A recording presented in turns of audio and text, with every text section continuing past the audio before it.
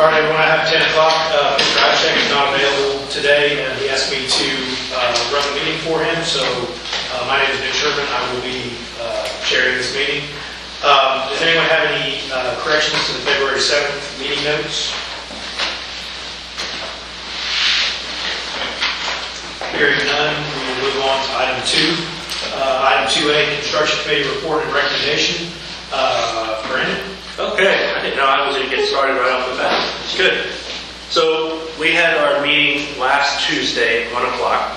We talked about a number of things, a lot of them similar to what we have been discussing. A couple of our relocation projects on I-10 and FM 1518, both of them received notice to proceed. We've been stressing the need for coordination with RAM 2. RAM 2 is a contractor on both of these projects. We've been very concerned about summer shutdowns and how that affects the member entities in Canyon Regional. And so we've been stressing out with the contractor to make sure they understand that we need to schedule those tie-ins appropriately with staff and member entities.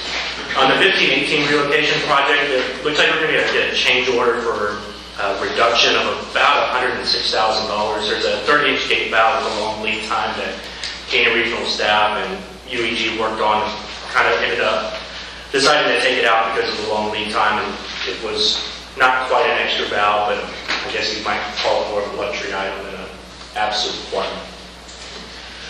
On the GIS system, UEG continues to work on that. The surveyor is, one of the concerns that staff had is making sure that the surveyor is picking up Canyon Regional items. As you all know, Canyon Regional's pipelines across our pipelines and valves and hydrants all located through at least through Central for sure. There's different places where we may have a hydrant and then 200 feet down the road it's a Canyon Regional hydrant. So they've been trying to make sure that we're picking up the Canyon Regional stuff, not the member entities items. Staff provided comments on the design standards that Utility Engineering Group is working on. UEG is working on those comments, and maybe by now staff's got another round back. He's reviewing them now. Okay. Quick things. McMullen's also working on those submittals. Hayes-Caldwell Pipeline, the staff working on a state drinking water revolving fund application. I think that had to be in by March 1st, if I remember correctly. Did that get submitted? Correct. Awesome. Perfect. And then the staff thought that they might have some cost estimates for us by our next meeting.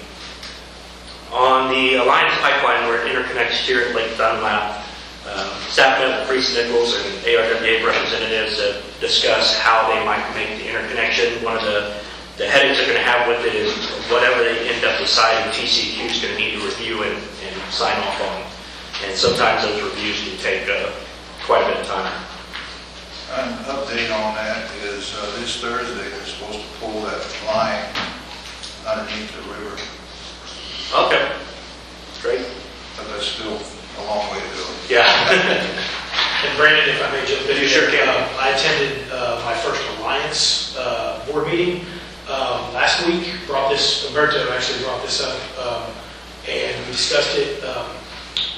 Mr. Moore described this. They were in a data acquisition phase, figuring out what's going on. It wasn't quite as firm a opinion that we've got a resolution as David had discussed with us. Don't know that there's a problem, but it just wasn't quite exactly on the same page. Hearing from Alliance, so a little more detail. It may be that CRWA identified a solution, and Alliance still has to look at it and say, is that solution something like That might be the case. Okay, here at Lake Dunlap, Garber's gathering information from our operators here at the treatment plant about the performance of the ceramic filters. Staff thought that they'd have a preliminary report here this month. Anything that changed since the construction committee on that? Wells Ranch 2 generators, our DER is working with staff on a scope. This should be approved, I would think, at our March meeting for the Board of Trustees here on Monday night. The Ardura? Yes. Well, it depends. David met with them, and they're getting the scope together, and then they're going to re-meet to make sure that something didn't get missed. So whenever all that gets done, we're going to try to have the scope Friday. Okay, and this is for the electrical design work for the generators that are already there at Wells Ranch for getting them connected to the facilities. Well, at Wells Ranch and other facilities. And staff does think we'll have that for the April trustee meeting? It depends how fast that turnaround time is. That'd be the target. We'd hope to have it for the March meeting here next week, but it may be No. April. No, there's no chance for March. No. Okay, I'm sorry, there's no chance for March.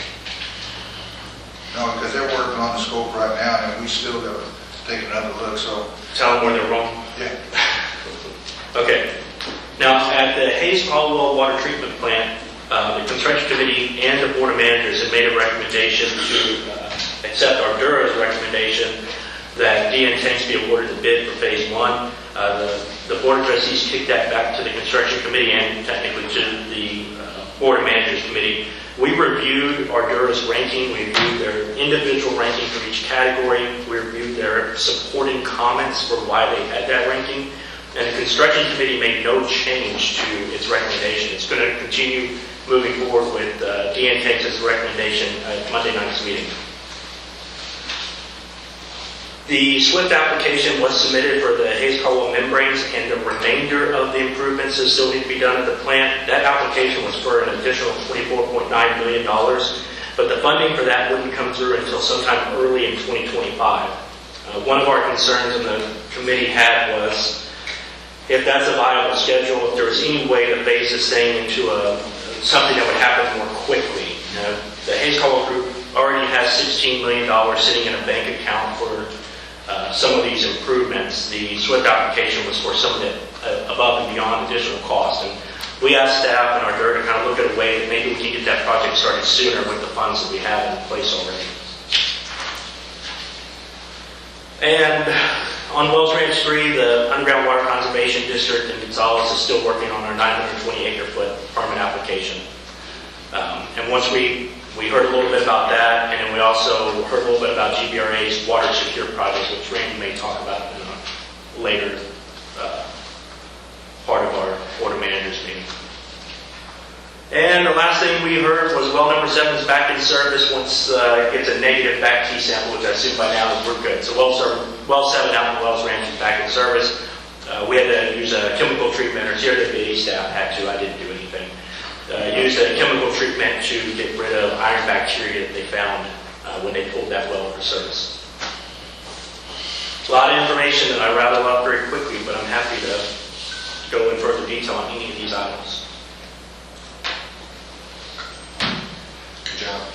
Before the meeting, we talked a little bit about the recommendation for phase 1 of the Hayes Caldwell project. And Nick and I are already on the construction committee meeting, and we're making this recommendation. And we thought if we were the only board of managers here, it didn't really make sense for the board of managers to make a recommendation. It's really just us again. But now you're here. Perfect. So, I think the question for you is whether you feel comfortable making that or not. Let's see if we got it. I don't know if it needed in back in print. If it didn't make it in, then the answer is no. The board of managers are going to make a recommendation. We're just going to leave it at that. Does that work for you? You haven't reviewed Ardura's scoring matrix?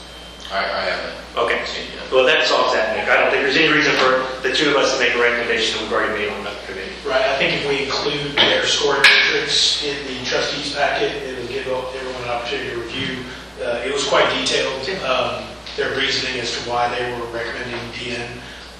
So I think you make sure we have that in our trustees packet, and then the board trustees can take action, construction committee, our recommendation. Yes. Yep, do that. Well, there you go. You're off the hook. Thank you. Any questions or anything further on 2A? We'll move on to item 2B. Mr. Schwinn? Well, 2B and C are just about the same. One is the drought mitigation report, and that's for review only right now. It's due May 1st to the TCEQ. Adam's on vacation, and he'll be back on March the 25th. I'd like for all the managers to go over this thing, make sure they fully understand what's being said and written, because this will go to TCEQ. And if you can get those comments to him by March 27th, so that way he can have it at the,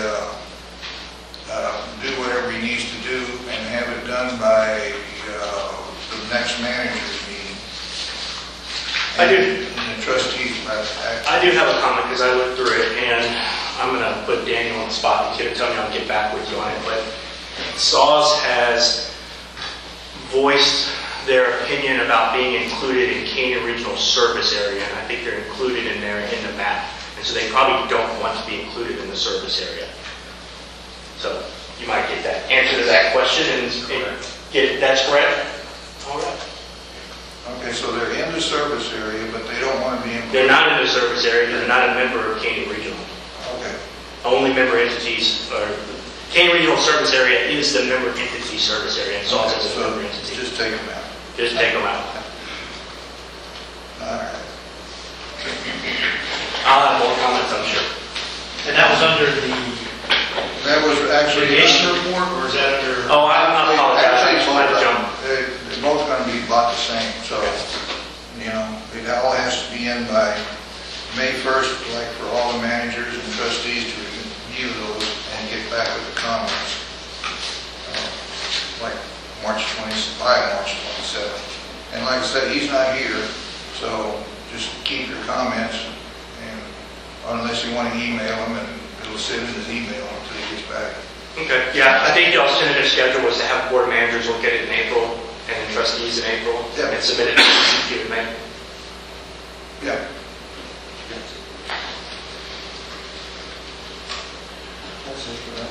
And then on item 2C, any other comments, or is that? No, ditto same above? comment. Okay. Item 2D, Budget Committee Report. I don't think there's anybody here. The only thing that I would like to, just for information only, is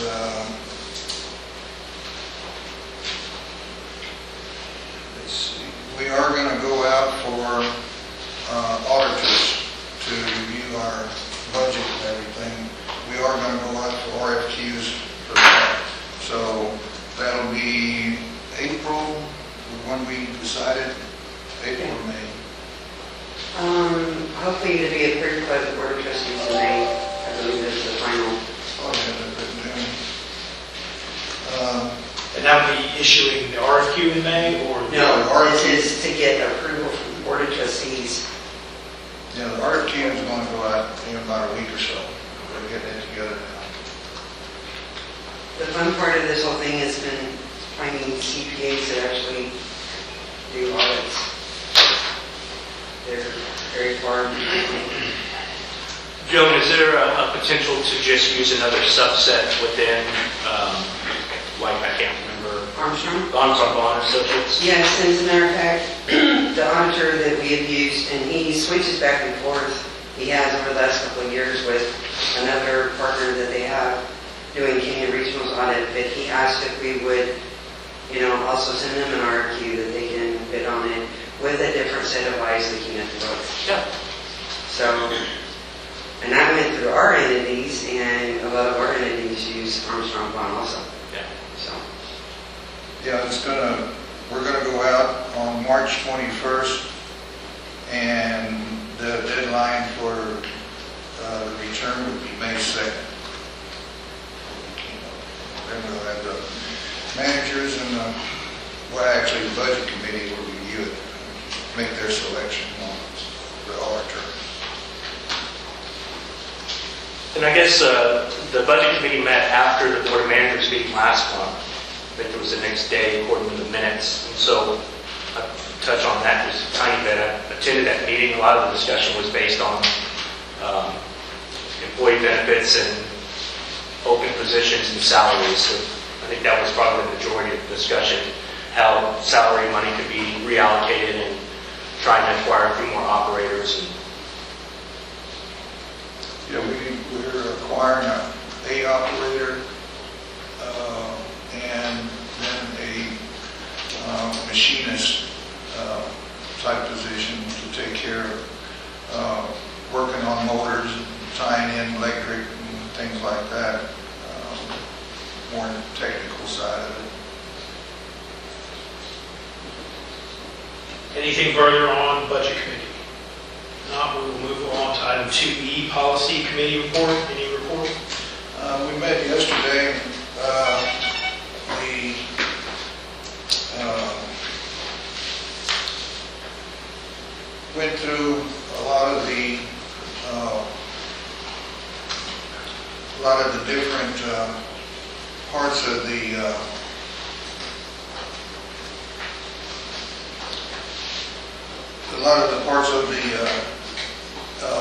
Personnel policies.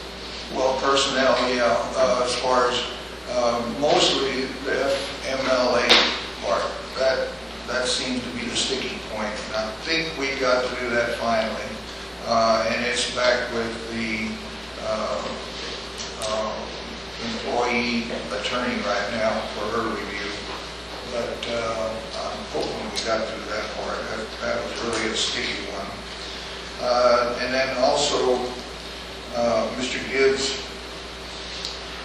sent in a request for next agenda for the Board of Trustees is to update the dollar amounts in Tier 2 and Tier 3 to match recent legal changes. They went from 25 to 75 to 150,000 in the procurement policy. The tiers have now changed for the minimum advertising requirements to $150,000 to be advertised in the newspaper. Right now our policy says 75, so I think he's asking to get the number changed and also get some language in the procurement policy that allows staff flexibility if it changes again in the future. Yeah, and that was the second one. He said add the verbiage as provided by law for Tier 2 and 3. I think he's working on that verbiage too, Randy. I don't think that's going to end up being the final. I've seen some back and forth with Lou on maybe trying to change the nomenclature just a bit. Yeah, and so anyway, that's working right now.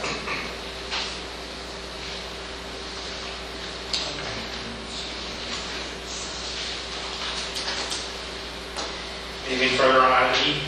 No. Item 3A, precipitation update. I guess you could probably lump the water resources and the treated water production together. Adam puts together the report, and it's all in your package. So you can review that when you have nothing else to do. And if you have any questions, let us know. When's it going to rain? Day clerk. Tomorrow night.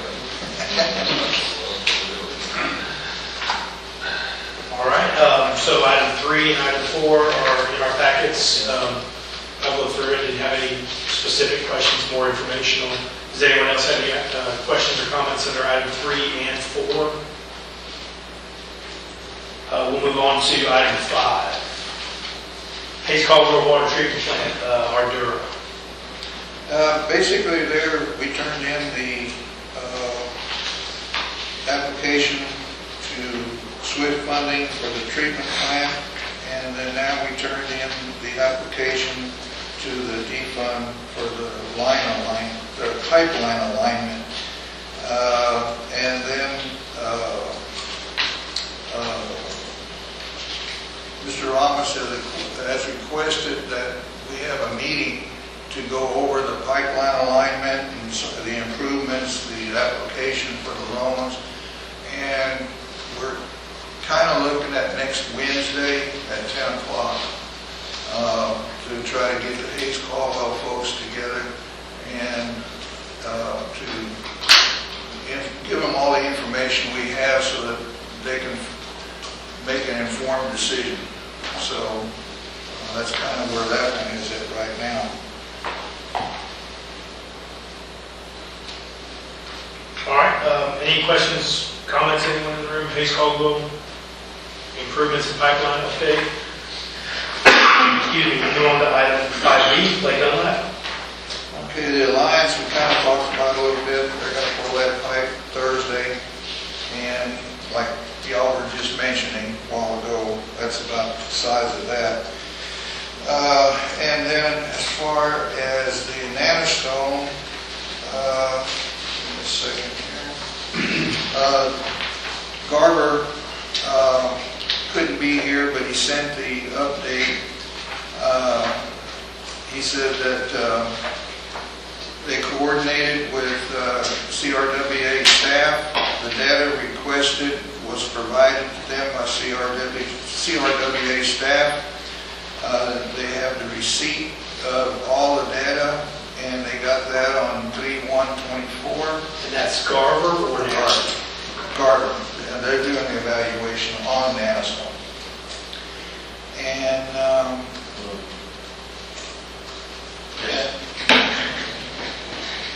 Yes, I'm agreeing with you. Oh. Doing great. Sounded like grumbling. Mumbling there.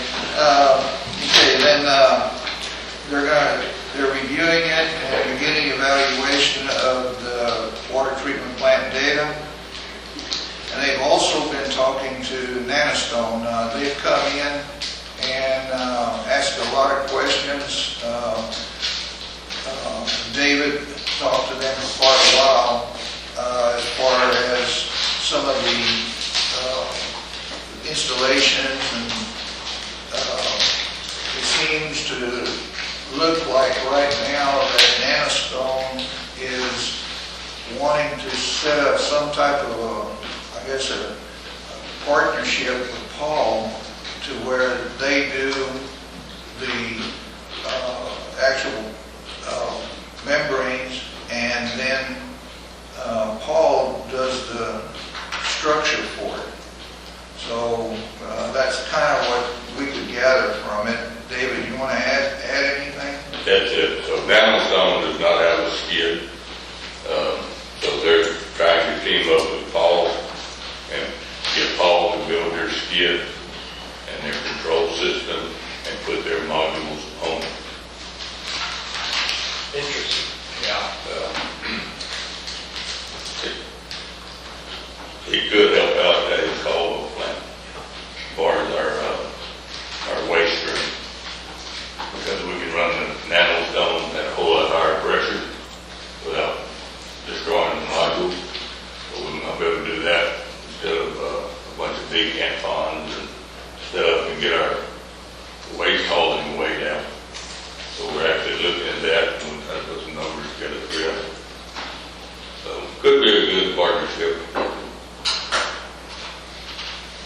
Our only concern would be just it's brand new engineering technology, you can put combination, and you just don't know what you're going to run into. Other than Paul's been doing it already for building racks forever now, so. Right. Just the Nanostone can just handle a lot higher pressure, would be the benefit. Paul already does this for waste streams, but your integrity doesn't last nowhere near as long when you start hitting with high pressure all the time. So the nano ceramic shouldn't be able to handle higher pressures. So. And the worst will be, it'll be amazing. Yeah. If it doesn't, they'll be like, what we do. Well, I think the results of the Garber study is going to help determine, whether that's a viable option for the Caldwell plant. I mean, we know we had challenges here at Dunlap, and so we need to get those challenges solved to know if it's something that can work at Hayes Caldwell. There's similar water data, and something it's not the same, and I agree with them. It's not the same, but it's similar. Same thing but different. Yeah, and Nanostone is working with Garber and comparing notes and things like that, so looks like that might work out pretty good. We'll see. And then the planned draft technical memo should be here on the 25th of March. So That's the draft memo for what? the evaluation of Nanostone Okay, from Garver. from Garber, yes. And say that date again, I'm sorry. 3/25, March 25th. All right. Any other questions on the Lake Dunlap Alliance and Nanostone? Moving on to Wells Ranch Water Treatment Plant, Mr. Sherman? Y'all covered that through the construction committee a while ago.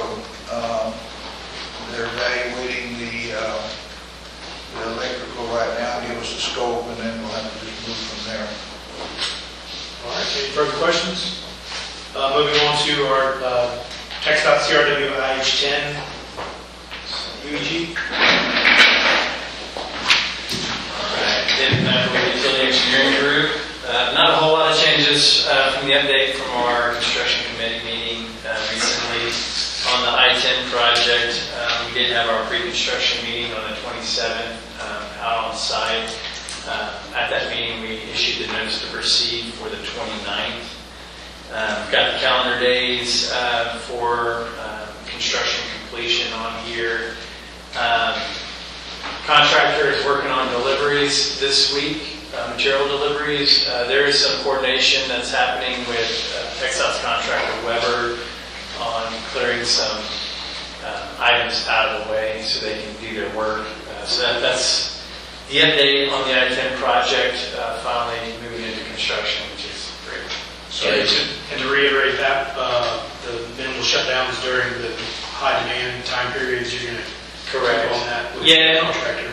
This project, it's really two different intersections at Santa Clara and Zool, and they're actually going to start at Santa Clara.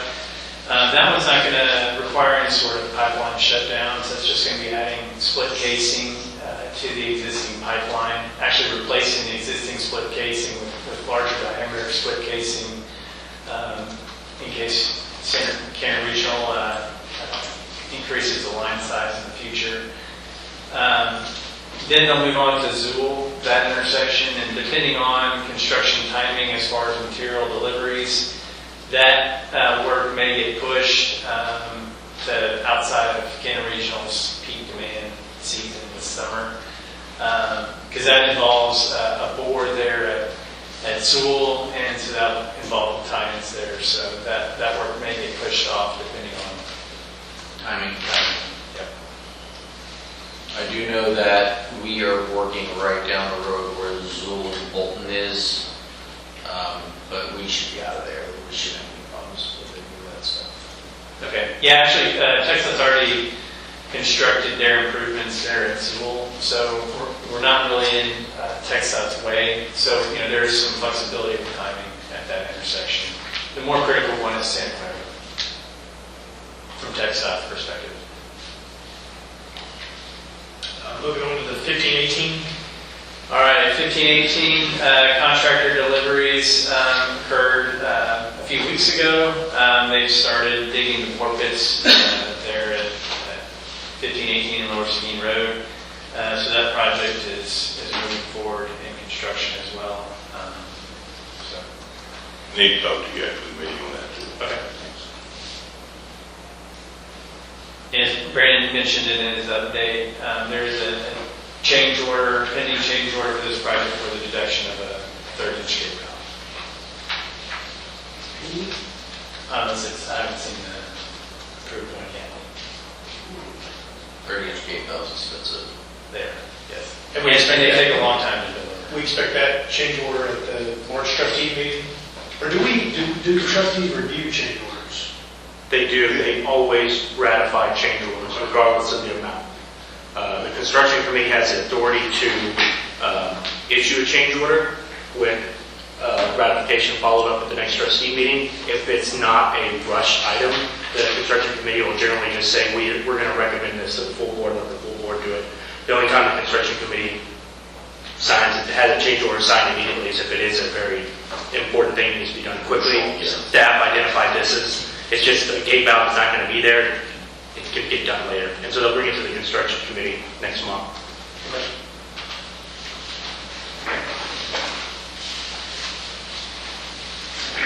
Asset management system? On the GIS system, the field verification work is ongoing. Currently, we're actually past the Hagerville, Lower Seguin Road intersection, so keep progressing east towards the Lake Delmat plant. So that project is moving forward.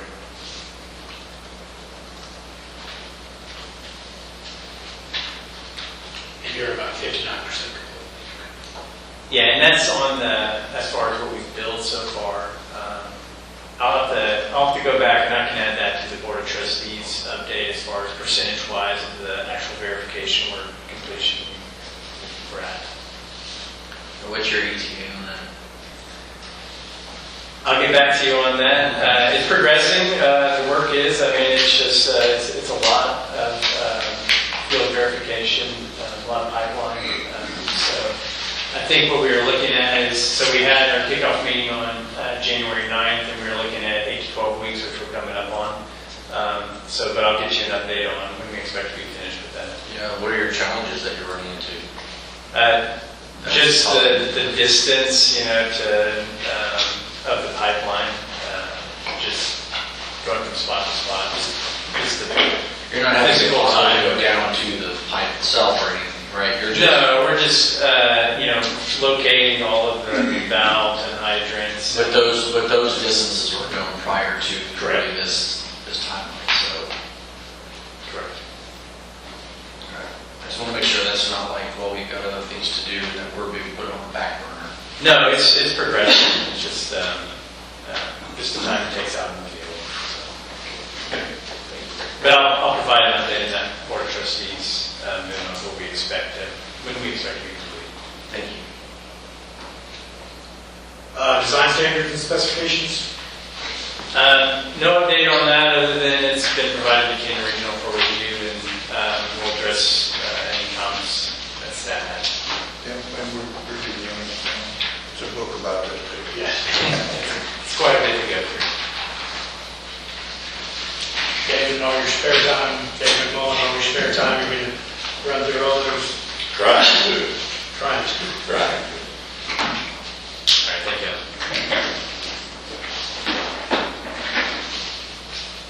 All right, Wells Ranch 3 project, Mr. Swin. Well, this is, we've got a couple of different things. One is we're looking to try to get our permit amended for another 920 acre feet through Gonzales Underground Committee. And we're going, let me see, next Tuesday, we're going to have the hearing on that at their regular meeting. So we'll just have to see.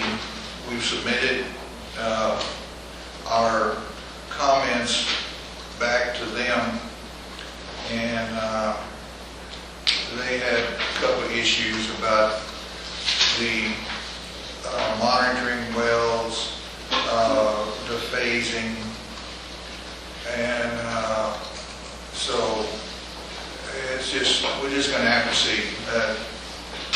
It's a little bit of a different ball game over there, so we'll just have to see how that works out.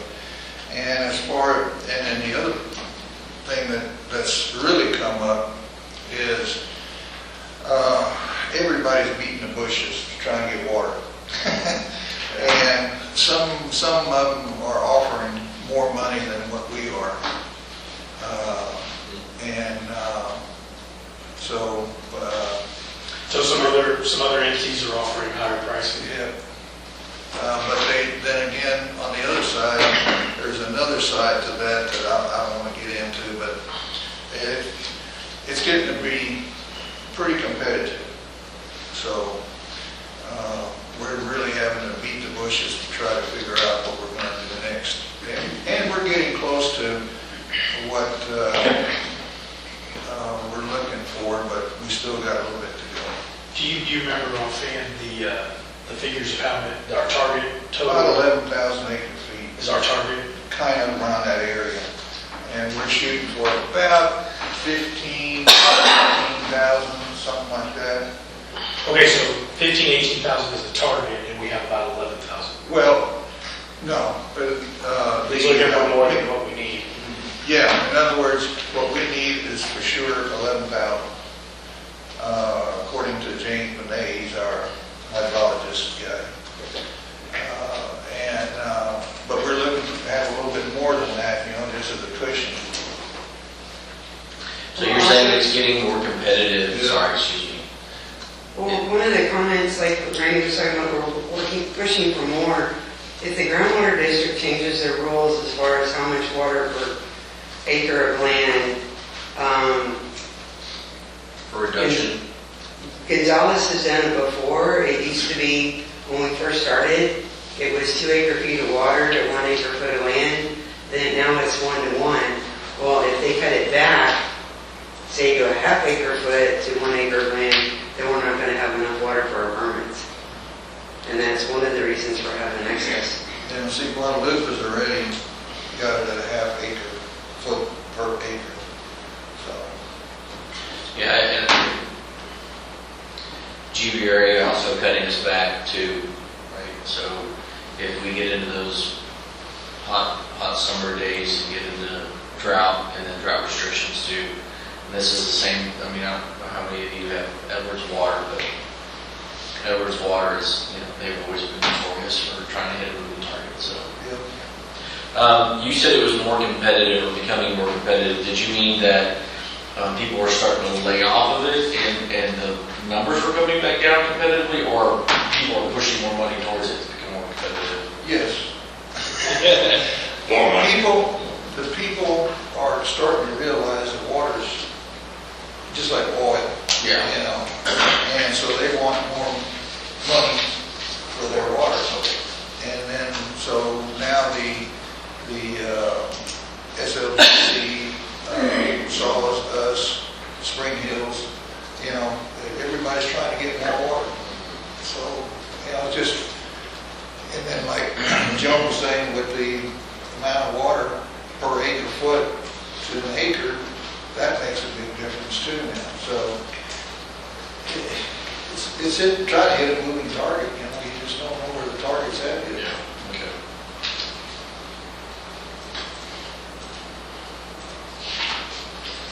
Anything further on groundwater? I'll just make a comment, Canyon Regional should always have additional water. Just flat out. Yeah. Never actually. It's not getting any smaller. No. Our districts aren't getting any smaller. And you also lose about 10% on that in production. Sure. And one other thing I'd like to add, and it's not really on here, but it's for future water, is we've been having some just basic talks right now with Guadalupe Blanco River Authority. They have this water secure project that they're trying to bring up from the coast on some more water.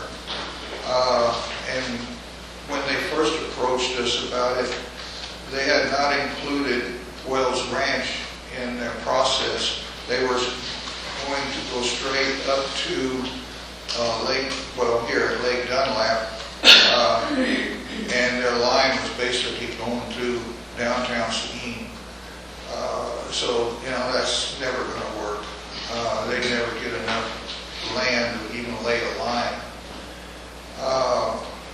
And so we approached them and said, look, what about if we were to or if y'all were going to lay a line to Wells Ranch, and we've got land there where we could expand that. We also have a distribution line that goes all the way from Wells Ranch, serves East Central, Ceblo, Marion, and then goes to Lake Dunlap.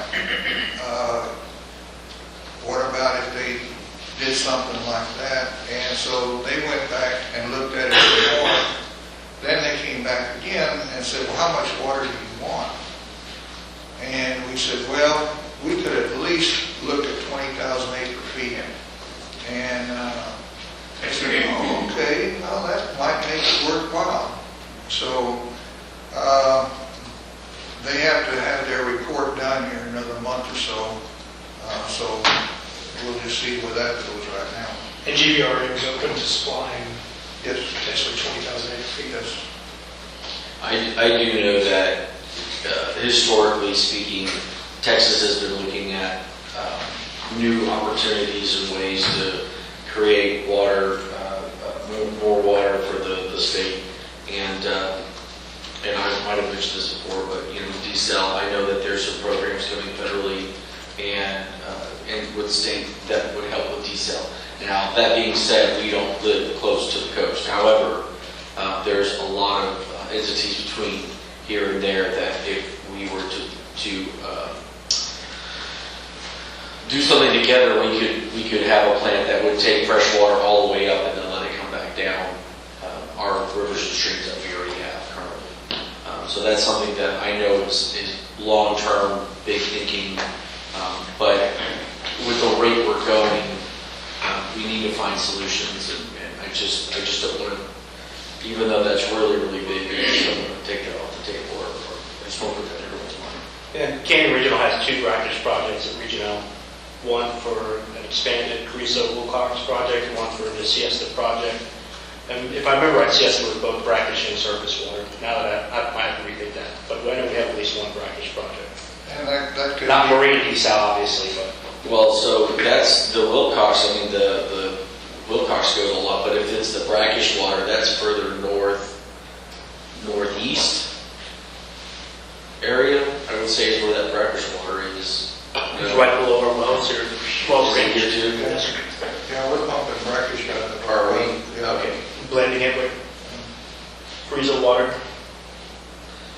Okay.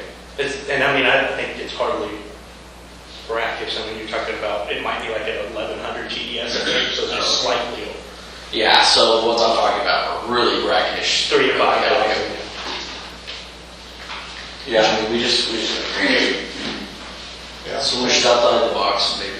And you know, if they bring that water line up here, they could also go ahead and have a desal plant there and use that same line or parallel, whatever it might be, but at least it's a start. That's the main thing. Mr. Swing, you mentioned that GRA might be trying to get this project on the state water plan. Is that the reason? Regional, Yes. It's actually in Regional already. It's in the state water plan, but they had to ask for an amendment because the pipeline wasn't in the plan. Okay. This project, Pipeline over to the Wells Range. well, the entire pipeline, all the way from south up, wasn't in the plan. This was expected to be done, I think, in the 2030 decade. Now they're pushing it up. And so they asked for support from Regional for a minor amendment to the 2021 plan, I think it is. They asked for a minor amendment to the 21 plan to include the pipeline. And of course, Regional's board said they would support that. And their minor amendment is major amendments for people like us, right? Well, yeah. Right. Of course, yeah. It's not an amendment. It's not a major amendment in that it requires evaluating all new water supplies. Right. I know Brandon and I've had several conversations about diversifying water, and any water that's becomes available is something we should be interested in. So this was a good catch, and that was well worth your time to go have a conversation and potentially get us involved in 20,000 acre feet. So well, there's a couple other things working, so I'm working on it. that Appreciate it. yeah, that deserves an attaboy. So. Did I get a raise? We'll get you a cake. Just for your information, yeah, so Texas Water Company was also approached by GRWA. We just submitted our request for 7,500 by 2045 out of the water security project if they haven't. So when you add that to your request, I mean, hopefully that's to the economies of scale. Yeah, and I don't think it's out for you. I'm sure there's a few more neighbors that have been expressed interest too. No, I've so- talked to some of the other entities, and they've done put their 2 cents worth in. I had assumed, I was going to ask you after the meeting because I didn't know if you wanted to say it publicly or not. I had assumed that maybe you had done that. Yeah, well, they've been asking for it for a while. We just it took a lot of analysis on our part to get. I mean, it's almost hard to find a number limit, to be honest. When you look at all the potential growth in the service area. Yeah. Anything else on Wells Ranch, the permitting or the additional water we discussed here?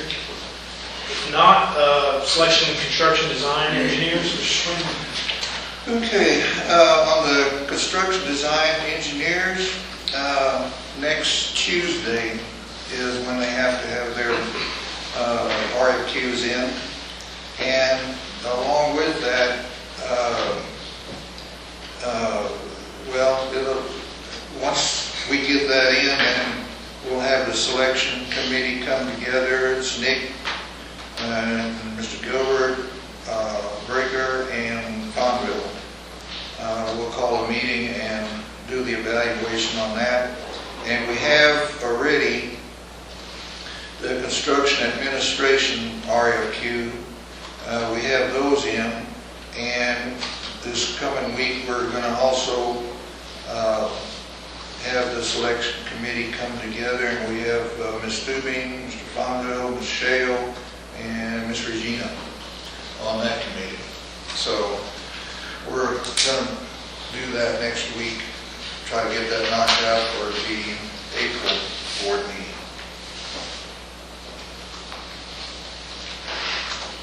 All right, future water, anything beyond finding big feet elsewhere? Got it on that. It's not on here, but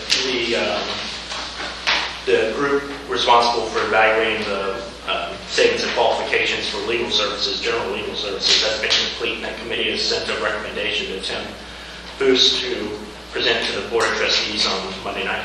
Yep.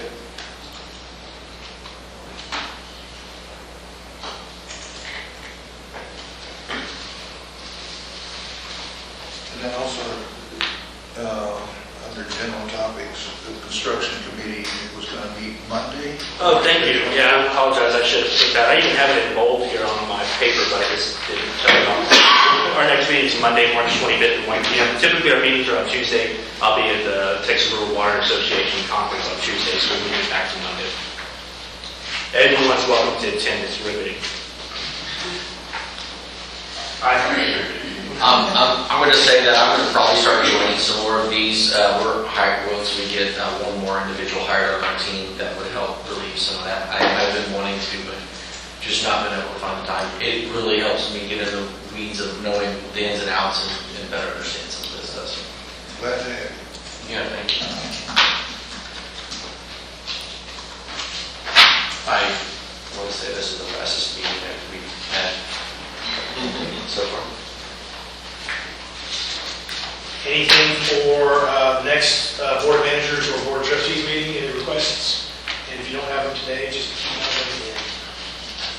The one thing I'd like to mention, I don't see too many managers here, but at 1 o'clock today, the agenda for the Board of Trustees will be starting to shut down. So if you got anything that you want on the agenda for the Board of Trustees, time's running out. Glad to see you implemented a time. I think you worked with Tim on that, if I remember correctly. I think trying to cram in agenda topics on the Thursday or Friday before it has to go out was becoming challenging. Yeah, because I don't want my folks to be here Friday at 6 o'clock trying to get the agenda out. Hannah said she loved it. She told me earlier before the meeting that Friday afternoons are her favorite. Maybe that's the part about that decline.